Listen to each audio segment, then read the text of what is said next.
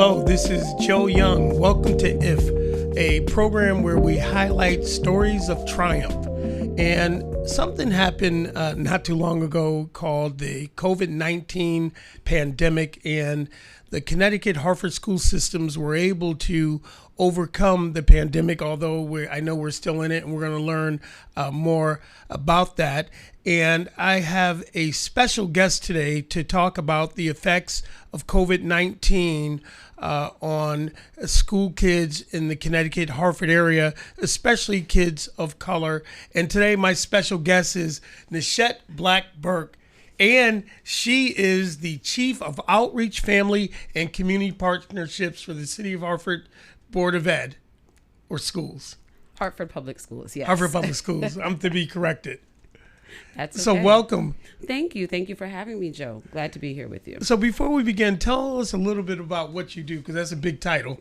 Sure. So, yes, I work for Hartford Public Schools in the capacity as Chief of Outreach, Family, and Community Partnerships. And it sounds like a really, really, really long title. It is.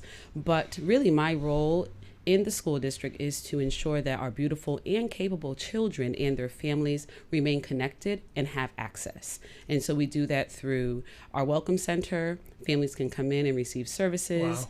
We do that through our community partners, who many of them reside in our schools, but we refer them to community-based organizations. And also with our family liaisons, who we call family and community service support providers. Each of our schools have one.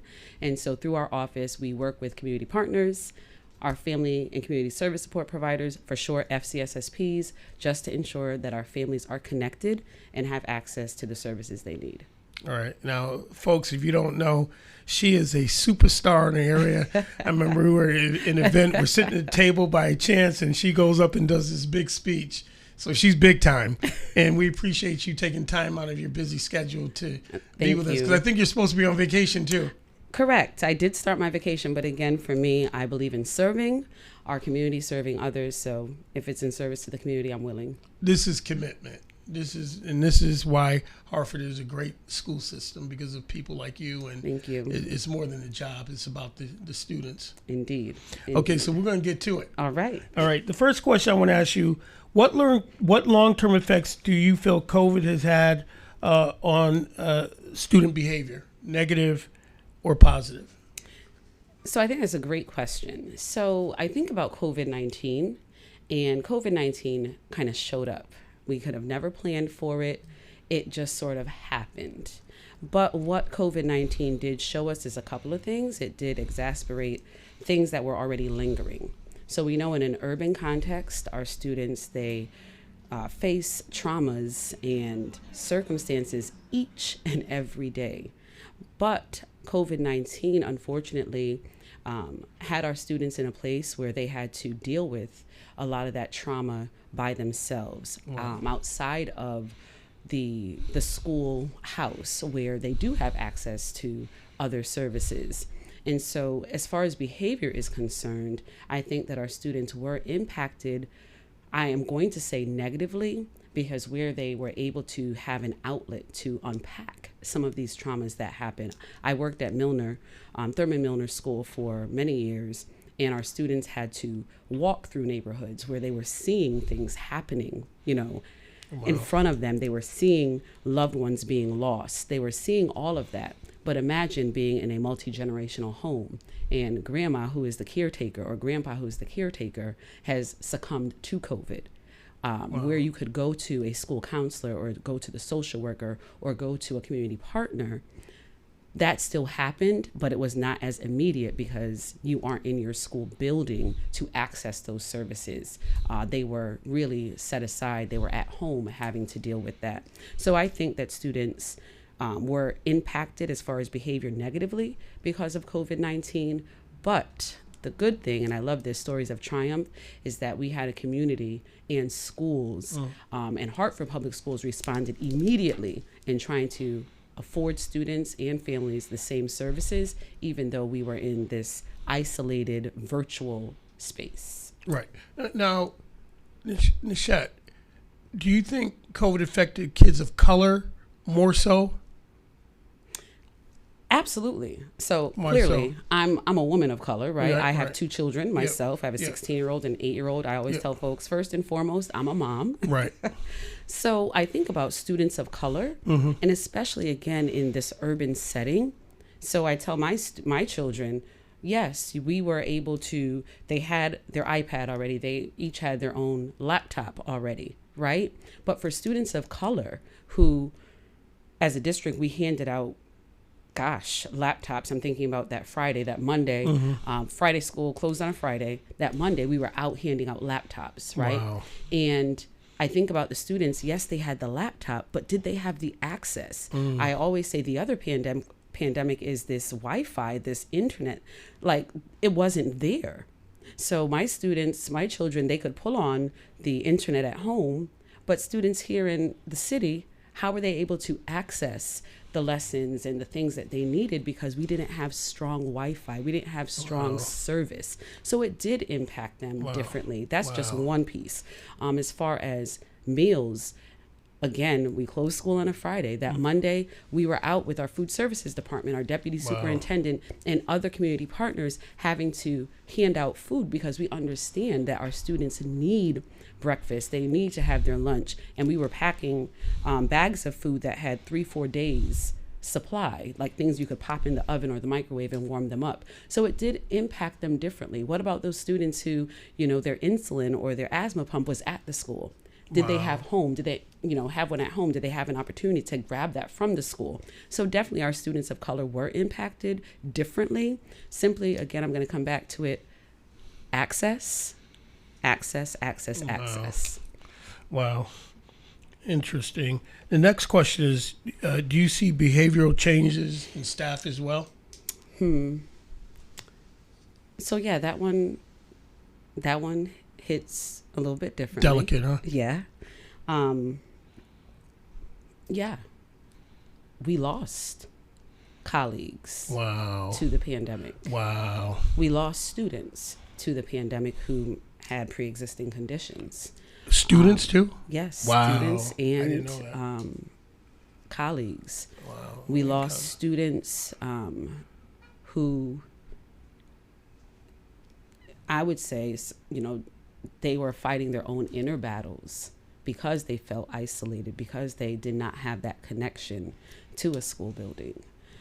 So definitely behavioral changes in students as well as staff as a result of COVID. Thinking about family members, staff members who are caregivers. Like I have an elderly mom. She's still, kicking and being sassy, but I still have to go and ensure that she's taking meds, so on and so forth. So you think about that, but I had to come into work every day. And of course, being exposed, it does cause you to move a little bit differently. And when I say move differently, not that you're going to love students any less or not show up 100% for your job, but you do have thoughts. Like I recall myself coming in from handing out meals, handing out devices, and you're like taking everything off, like at the door, because you don't want to bring that into your family. Wow. So yeah, it's a delicate one for me because yes. Wow, no, I can tell it's sensitive. Now we're going to talk about, I have to say I have a great team. We research the topic, work with my team, especially Rubina McCauley, who's a researcher and a writer. And I thought this question that she wrote for you was so important, especially in these days and times. What are the signs of mental health of students being affected by COVID? What are the signs? Whew. I would say for our students, you think about a student who, before the pandemic, they were, I'm going to use the word outgoing. They were responsive. And you think about that same student coming back and appearing somewhat withdrawn. And I have two boys, like I said. One is definitely an extrovert, and the one is a little more introverted. And so thinking about how I've had to ask different questions just to ensure that his mindset is okay. And as educators, and hats off to our teachers, because it was already a multifaceted role that they played. and our administrators, but now more so just having to press differently and ask questions and tap differently with your students. You know, when a student says, well, no, I don't feel like it, are they being defiant, or is there something else going on? So as a school district, and I know widely across the country, you saw a lot more partnerships. I know we signed an agreement with UConn School of Social Work, and we had folks on the ground in buildings to assist students and staff members if, you know, that saying, it seems cliche, like see something, say something, but if you're feeling something, say something so we can assist. We also partnered with community agencies here in the area of the village, Catholic Charities, Effective School Solutions, to provide outlets for students. Like, do you need to just take a moment? Do you need to check in with someone? So a lot of the signs are students just kind of retreating, being much more reserved, kind of looking inwardly. Again, students, they don't really talk about it as much, but I know that we've had students who, you would see them doing things to themselves. Wow. How are you referring, you know, that student to a social worker, to a community partner? So those are just some of the signs. And I think the scariest part of all, which just very matter of fact, sometimes there are no signs. And that is the part that's unnerving. We had a student in Hartford who last December did commit suicide. Oh, wow. And they were at school that Friday. Wow. And I'm comfortable to say it. I know the family would not feel disrespected in me saying that because, you know, still in contact with the family. But again, it was a wake-up call for us that there will be students that there are no signs. And so, again, just really taking time to wrap around our students as well as staff members and just asking questions. My friends, we like to say, check on your strong friends. Check on students who seem strong. That's right. Check on those students because there may not be signs that tell you about mental health. Right. No, you're right. It reminds me in the news, too, with Twitch. Exactly. Exactly. You know, yep. Wow. And depression doesn't discriminate. No, not it does even not. with students. Not even with students. And COVID triggered some of that. It did. It really, really did. Just the mindset of students feeling like they had no outlet. I know I still have Zoom meetings, but it did get to a point like I was sick of it. Like, you know, I'm tired of looking at people in a little box. I'm in the house with my sons and my husband, you know, 24 hours a day, every single day. We love each other, but students as well as adults, we're human beings. You need interaction, you know, you need fellowship, you need relationship. You want to be around people. So, yeah. Okay, next question. What disruptions made it difficult to provide quality education to students? What disruptions? So the first question I have is when we say quality education, you know, that that's heavy, right? Because quality education, I don't know if anyone or how we're defining that right now. But for me, I'm going to say quality education is, as I'm going to respond, speaks to students receiving what they need to prepare them to be a lifelong learner and preparing them to be that global citizen so they can actually compete in the global marketplace at some point, right? And so quality education, as an educator, that's like loaded. But when I think about our students and what impeded them from receiving that quality education, I'm going to come back to things that aren't necessarily something school districts can solve, but it really lends itself to what's happening in the city, what's happening at the state level. Broadband access, internet access, to me, that's a basic human need right now. And so not having that and not having the fiber optics throughout a city, that to me is what impacted quality education delivery. Like for me, that's the biggest one.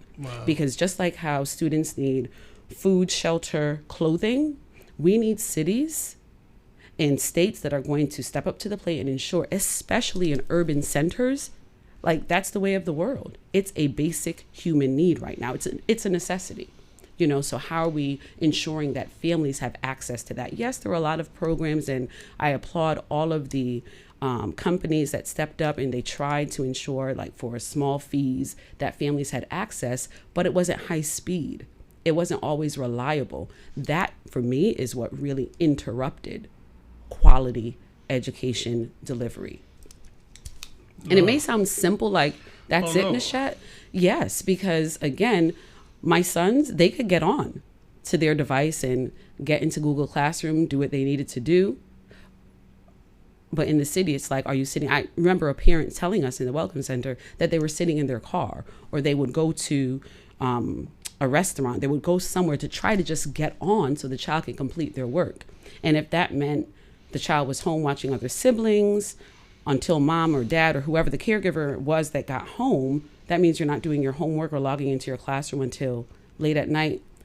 That one's, again, another one that's like a little touchy for me, because I'm like, it should not be. It shouldn't. In like a city our size, that is something we should be looking to address immediately, so families can have access and, as the word is quality, receive the quality education that they deserve. No, I get you, and I'm a cartoonist. I don't know if you're a cartoonist, so when you're speaking, I'm coming up with ideas. So I see we're implementing a new technology system, and a truck pulls up and it says "more system." More system. And that was the thing. Like, I know folks had said to me, like, well, Nuchette, why don't you roll out a school bus into the neighborhoods and have families get on, and they can do their work from a school bus. But I'm like, it's the middle of COVID. Are people going to want to be in such close? Anywho, I digress. But again, for me, it's like that access, that's one of the biggest disruptors, because it wasn't to scale. Right. So you had some kids who could do the work, and then other kids who could not do the work because of a basic need. And they have Morse code. All right. So next question. What long-term effects do you feel remote learning had on student achievement? That's a great question. Remote learning, for some students, that's their vein.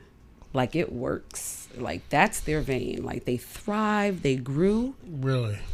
But not every student learns in that environment, right? We talk about multiple intelligences, you differentiate for students, you do all of those pieces, but not every student adapts to the remote setting. Not every student does that. And I think some of the long-term effects of that remote learning is the interaction. So when COVID happened, my youngest was in kindergarten. Okay. So he went to a preschool, and he was in a preschool setting, so he kind of was able to acclimate to what a school setting is like. Yes. So you think about those students who, for whatever the reason, they did not have like a preschool setting. This is my shameless plug, Universal Pre-K. Okay, back to our scheduled program, but I had to get that in. If they did not have that access to have that opportunity to just be around other students, but now I'm in kindergarten, and here I am after a couple of months, I'm in front of a laptop, an iPad. That's difficult for when now you have to reacclimate to a classroom, and how are you interacting with other students? I think that's going to be one of the long-term effects for this generation, is just the socialization aspect overall. I would say another long-term effect of remote learning are those students who, were they able to receive that quality education if they were not able to do work, at the paces of other students? Like, was it intermittent based on broadband access? Was it intermittent based on, I am a caregiver for another child, another family member? So I think those are some of the long-term effects that we will see, is how students responded to remote learning. And then I would say lastly, were they able to gain what they needed during that experience? And a lot of times the things that contributed to that were out of their control. Okay. How was student development affected negatively by COVID-19? You answered it before pretty much. So yeah, I just think socialization for students and just building just relationships, group dynamics. Yes. How do I learn? You think about like the Montessori model, kids learn by playing and doing, right? So a lot of that was missed, especially for those foundational years, our kindergarten students, our first grade students, our second grade students. Okay. Now, did you see a change in student and teacher attendance? Did you see a greater absenteeism? Definitely. So, I'll come very close to home with my response to this question. So Hartford Public Schools, 2017, we really started like zoning in on chronic absenteeism. Okay. We had a press conference. We were working with other partners because we wanted to reduce our chronic absenteeism. COVID showed up and like blew it up, blew it out the water. Wow. And it's so layered because there's so many things that contribute to chronic absenteeism. And the same with staff members. So you have staff members who, if their child had COVID, are you sending them to grandma or auntie who is a senior to expose them? So then they're absent from the classroom. So it's like this snowball effect, right? You think about in Hartford, yes, there was a moratorium on rent, but we did see some families who were put out, so then they became displaced. Wow. And so their students weren't in stable housing, so that contributed to chronic, and we have an entire department at Hartford Public Schools, our attendance, culture, and engagement team who works very closely with our office, and we've looked at root causes. We've tried to determine what is driving this. So I would say across the board, yes. Absenteeism for our staff as well as our students was greatly impacted by COVID-19. And we are always trying to wade through and figure out what are the root causes and how can we address those root causes. Recently, we had a community meeting with the North Hartford Ascend pipeline, and we wanted to hear from the community. Are there other pieces that we're missing as a school district that just we're missing as it relates to chronic absenteeism? Another big one is just community safety. Again, not something the school district can solve on our own, but we have to walk lockstep with the city of Hartford, our police department, neighborhood revitalization zones about community safety. So yeah, attendance was impacted. Thank you.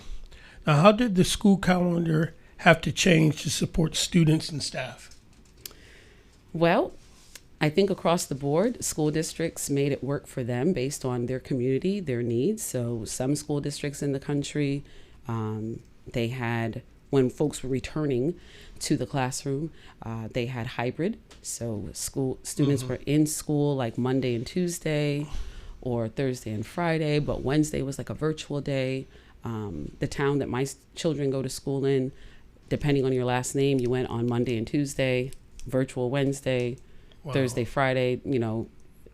In Hartford, we were one of the first districts in Connecticut to go back in person, and we were offering remote at the same time. So we had to shift days in response to a pandemic, but also in response to the need of the community, because we understand, again, talking about how COVID impacted communities of color, moms, dads, the caregivers, they were the frontline staff. Wow. So they were the ones working at the hotels and working in the restaurants, working in the hospital. So they needed their students to be in school to know that they were in a safe environment. So at Hartford Public Schools, we adjusted our calendar where we did have a remote day on Wednesday, but students weren't in school Monday, Tuesday, and Thursday, Friday. But then we were one of the first districts to make that pivot to just be back in person fully without a remote option. Right. It just makes me think, Nuchette, how important your department is on stuff like that, because you're dealing with families and partnerships. So Indeed. Were you instrumental in working with the superintendent and the board as far as putting that schedule together? It was a team effort across the board. Yeah. I will pause, shout out to Dr. Leslie Torres Rodriguez, our superintendent. She pulled her team together, our cabinet together. We put together what we called a return to learn plan, and we chopped it up. So teaching and learning, there was a group working on that. Family engagement, outreach partnerships, there was a team working on that. All the operational pieces, how schools are being cleaned, there was a team working on that. And then coming together to roll out a plan. And we did take time to roll it out to our families. I worked with other community partners to try to figure out care. Like if a student had to be completely remote, could they be remote like at a YMCA where there are folks there to assist them if they have a question? So it was a team effort, but yes, our office, we work very closely with the superintendent as well as our partners to ensure that things that the school district may not be able to address directly, we can work with other partners to address that. And it is sort of miraculous to pull off something like that, the way you guys did it. And shout out to the superintendent. Yes. And because what some people don't know, she's from here. She is so she knows the landscape. She knows everything. She's from Hartford Public Schools. And she's the perfect superintendent. Yep. She loves proud these graduate. children. Yep, exactly. A product of the school district. So shout out to our superintendent. Absolutely. Okay. When did in-person instruction start up again, and what percentage are we at currently? Ooh, I should have wrote that down because I knew that was going to be a question. So we came back to school March 2020. The pandemic hit. We returned to the office in our building August of 2020. Wow.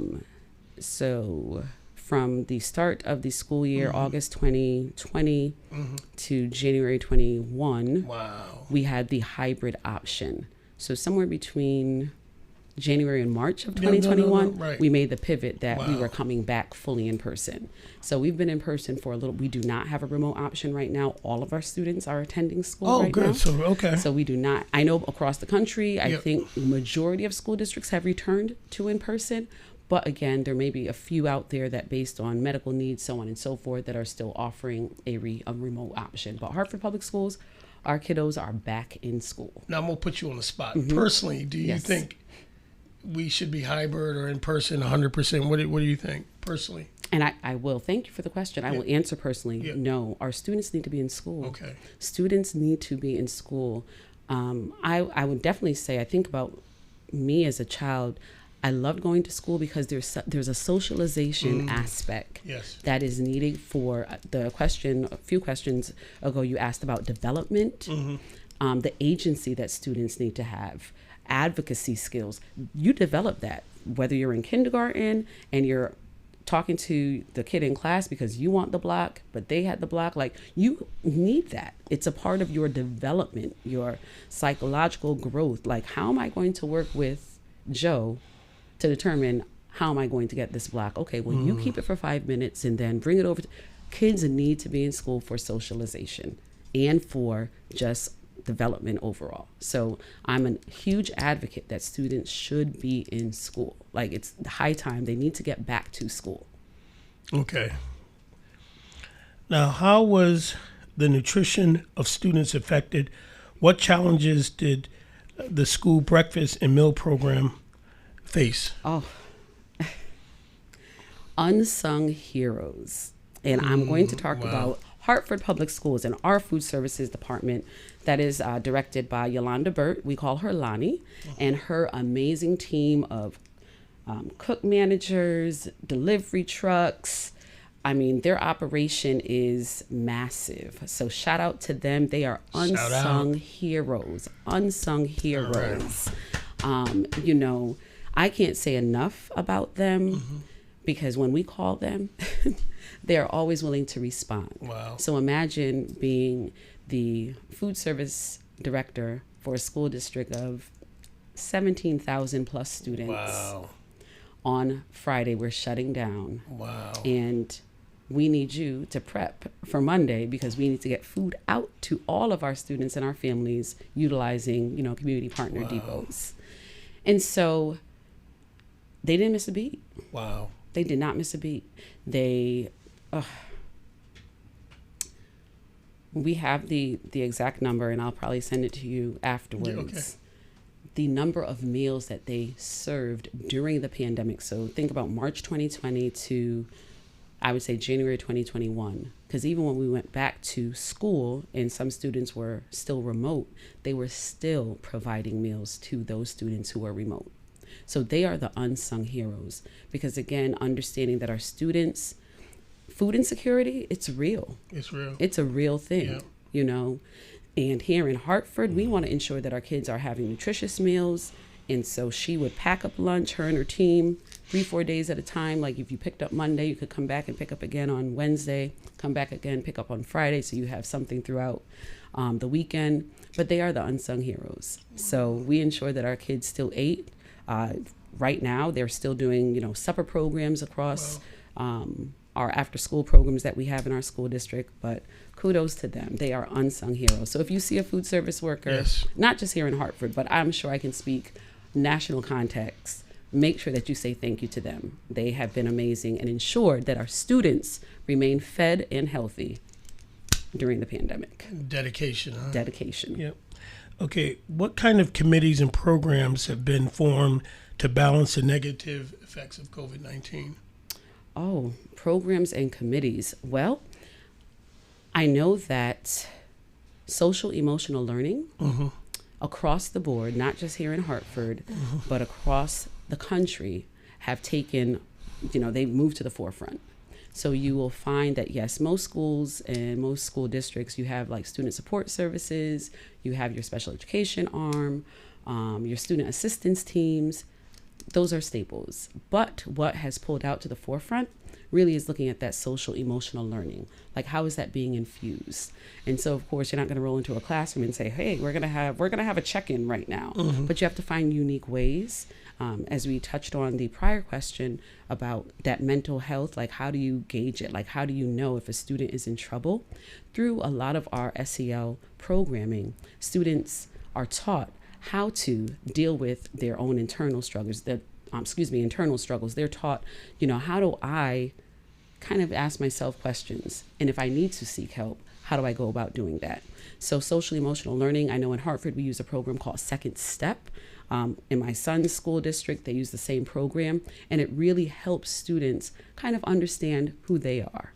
And if I need to reach out to someone, how do I go about doing that? But I also love the fact that it's not just for students. We talk about social emotional learning. We're also looking at how staff members, like how can you utilize the same type of program just to regulate you. For us, it's making a phone call possibly to an employee assistance program. That might be it. But that's one avenue that folks have taken, is really ramping up social emotional learning across a school building. And then I would say, secondly, partnering with agencies, universities, as it relates to bringing additional supports into the building.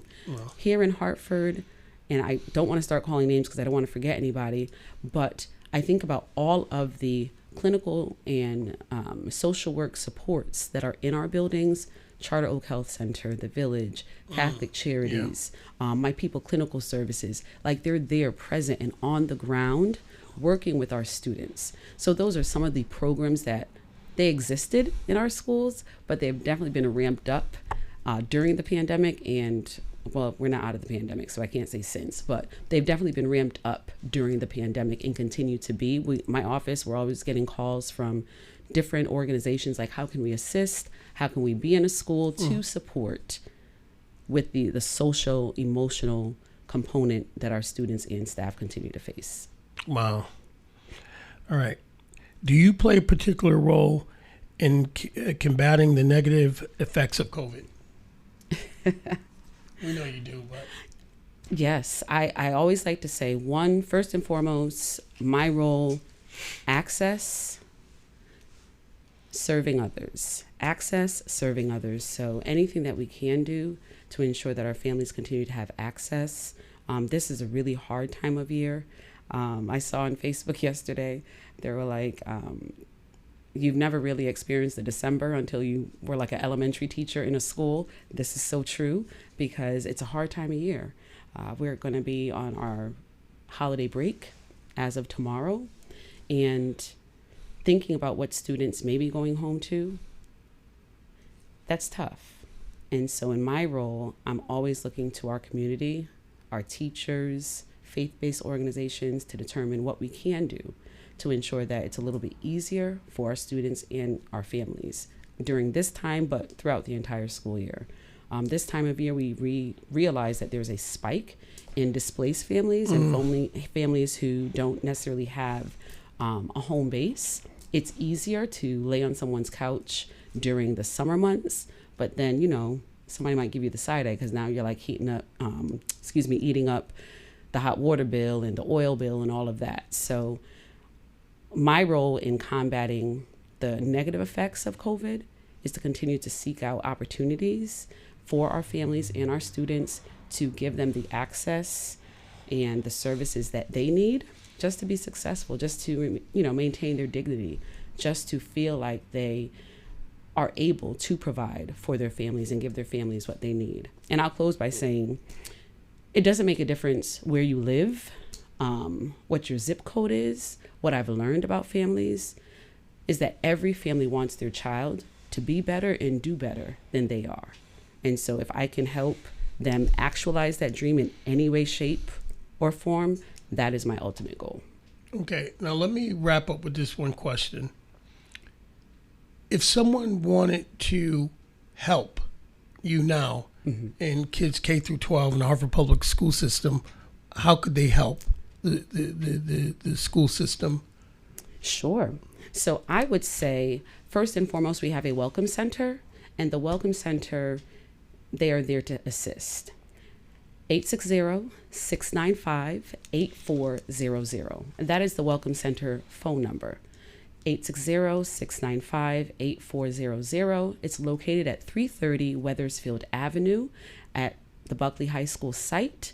And you can call the Welcome Center, speak to any member of my team, and they'll be able to direct you on how you can assist families here in Hartford and our students. And lastly, I would say, Joe, we also have our outreach email box. It's just outreach@hartfordschools.org. So 2 options. You can call the Welcome Center, or you can email at outreach@hartfordschools.org. And we are happy. We'll come to you if you need us to pick up a donation, drop off a donation, want to meet with us.